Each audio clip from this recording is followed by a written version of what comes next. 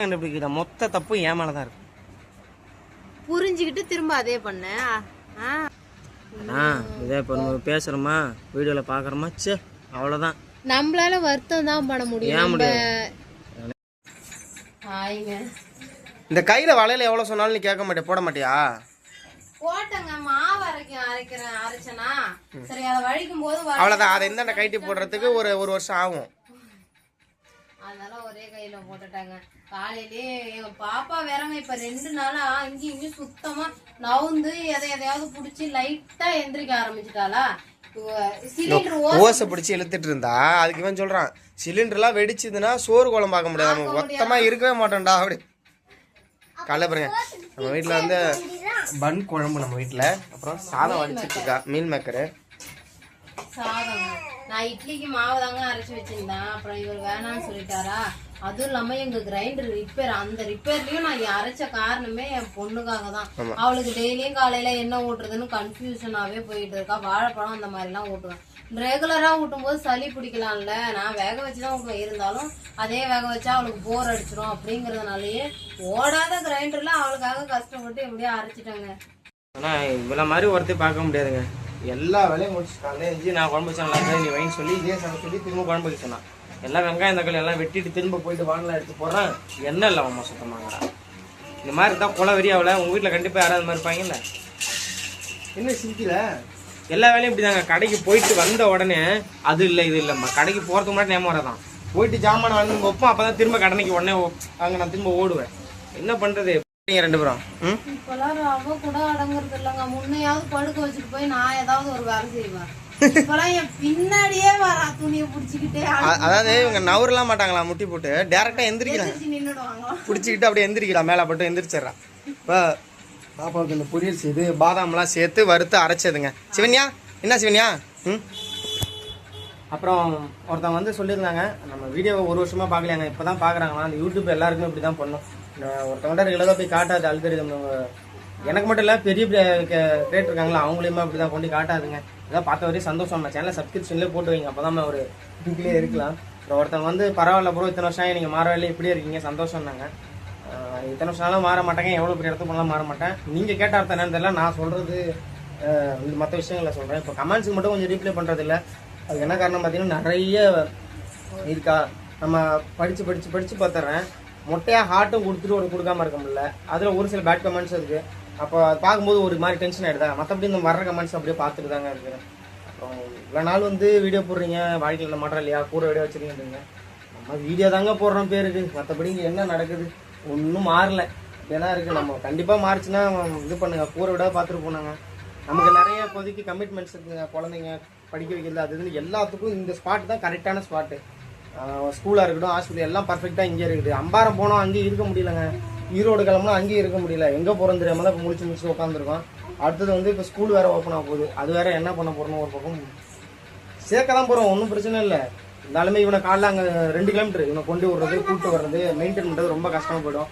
மற்றதுக்கு இங்கே சின்ன மேடமை வேறு பார்த்துக்கணும். என்ன பண்ண முடிச்சுட்டு உட்காந்து அப்படியே போயிட்டு இருக்குதுங்க. ஒரு வழியாக கண்டுபிடிச்சிட்டேங்க நான் என்ன மிஸ்டேக் பண்ணுறேன், நாங்கள் என்ன மிஸ்டேக் பண்ணுறோம் அப்படிங்க. வாழ்க்கையில் இதுக்கு மேலே முன்னேற வேண்டியது தான். என்னன்னு கேட்டிங்கன்னா, இப்போ சம்பளம் ஒரு மாதம் வாங்குறோம்னு வச்சுக்கிங்களேன், அந்த காசை எடுத்து என்ன பண்ணுறோன்னே தெரியாது. ஆனால் காசு எடுப்போம், சம்பளமும் வரும். வாங்கின கடனுக்கு வட்டியும் கட்டுறது கிடையாது. இப்போ நான் தான் கண்டுபிடிக்கிற மொத்த தப்பு என் மேலே தான் இருக்கு. புரிஞ்சுக்கிட்டு திரும்ப அதே பண்ண. நீங்களாவே யாராக இருந்தாலும் சரி தான். நான் உங்களுக்கு ஒரு சின்ன அட்வைஸ் சொல்கிறேன். இந்த ஜிபே ஃபோன்பே இதில் மட்டும் காசை வைக்கவே வைக்காதீங்க. அவ்வளோதான், வாழ்க்கையில் முன்னேறவே முடியாது. மொதல் விஷயமே அதுதான். இதுதான் உண்மை. ஏன்னு கேட்டிங்கன்னா, கையில் செலவு பண்ணும்போது 1 ரூபாயை செலவு பண்ணும்போது கூட நம்ம யோசிக்கிறோம். அதுவே அந்த ஜிபேல வச்சு பாருங்களேன். ஆமாப்பா 5 ரூபா இருந்தால் ஸ்கேனு, 10 ரூபா ஸ்கேனு, உனக்கு என்னடா டீ வேணுமா இருந்தால் ஒரு 10 ரூபா, சம்சாவா இருந்தால் ஒரு 20 ரூபா. அப்புறம் பார்த்தா கடைசியில் நக்கிட்டு போயிடுது. நானே எனக்கு தெரியும் ஒரு மாதம் 18,000 ரூபா ஸ்கேன் பண்ணியிருக்கேங்க. கடையில் சில்லறையாக 10 ரூபா, 20 ரூபா, 100 ரூபா, 200 ரூபா, குழு கட்டினது, லோன் கட்டினது. இதே நான் அந்த லோன்லாம் கையில் எடுத்து கொடுத்தேன்னா அந்த எனக்கு என்ன செலவாகுதுன்னு தெரியும். சுத்தமாக தெரியவே இல்லை. இப்போ நான் என்ன பண்ணேன்னா, இன்றைக்கி ஃபுல்லாக உக்காந்துட்டு எனக்கு ஒரு மண்டை ப்ரெஷர் ஆகிடுச்சு. நம்ம சம்பாதிக்கிறோம், காசு எங்கே போகுது வருது. பொதுவாக சொல்கிறேன், யூடியூப்லேயே ஏதோ ஒரு 4,000 5,000 வச்சாலும் அது ஒரு 4-5 மாதம் கழிச்சு ஒரு 10,000 12,000 வரும். ஏதோ அப்படி இப்படின்னு வருதா ரொட்டேஷன். என்னோட சம்பளம் போட்டால் ஒரு 20 ரூபா என் கையில் இருக்கும். அதை நான் அக்கௌண்ட்டில் தான் போட்டு வைப்பேன், கையில் வைக்க மாட்டேன். நீ எடுத்து அப்படியே தள்ளி தள்ளி பார்க்குறேன் ஹிஸ்ட்ரியெல்லாம் என்ன பண்ணியிருக்கோன்னு அப்படியே ஷாக் ஆகுது. கடவுளே அப்படின்னு. அப்போ தான் கடைசியாக நான் தான் தப்பு பண்ணியிருக்கேன், நீ எந்த தப்பு பண்ணலை அப்படின்னு. இதுக்கு மேலே என் கையில் கொடுத்து வாங்க அப்படின்ட்டு இது மேலே கையில் கொடுத்து வாங்கின என்ன பண்ணுவாளோ தெரியாதுங்க எனக்கு.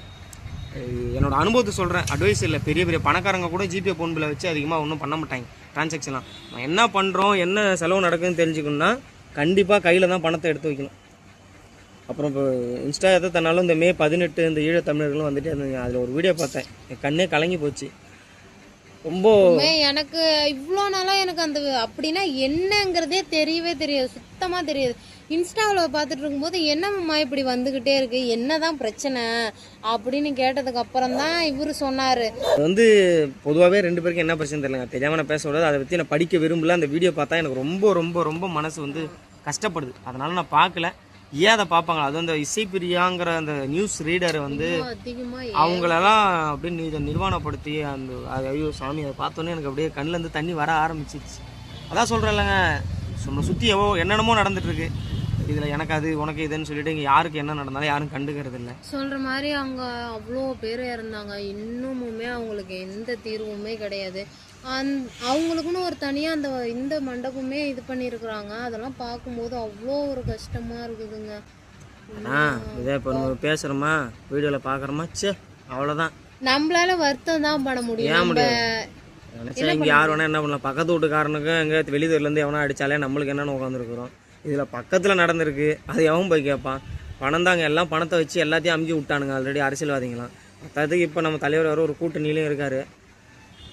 அதை பேசி நம்ம என்னங்க பண்ண போகிறோம்? அரசியல் மனித இனம் ஒரு பக்கம் அழிஞ்சிக்கிட்டு தான். நான் கூட இது நடந்து ரொம்ப வருஷம் முன்னாடி 2008 2009 தெரியல, நான் பிறந்ததுக்கு அப்புறம் தான் நடந்திருக்கு. எனக்கு ஒரு 6 வயசு இருக்கும்னு நினைக்கிறேன். அப்போதான் நாங்கள் அப்படியே இந்த வீடியோ மூவ் பண்ணிட்டு இருந்தோம். நாங்கள் அதாங்க சொல்கிறேன்ல, இந்த வீடியோ பார்த்தோன்னே டிப்ரெஷன் மூடுக்கு போயிட்டேன். நாங்கள் என்ன பண்ணேன்னு தெரியாமல் அதில் கொஞ்ச நேரம் உட்காந்தேன்னா நான் வேற அதே தான் 2 நாளாக என் ஃபோனுக்கு தானாகவே அதே தான். இன்ஸ்டாவில் ஏதோ ஒன்று பார்த்துட்டிங்கன்னா அது திரும்ப திரும்ப அதை ரெக்கமெண்ட் பண்ணிகிட்டே தான் இருக்கும். தப்பான விஷயமா இருந்தாலும் சரி, நல்ல விஷயமா இருந்தாலும் சரி.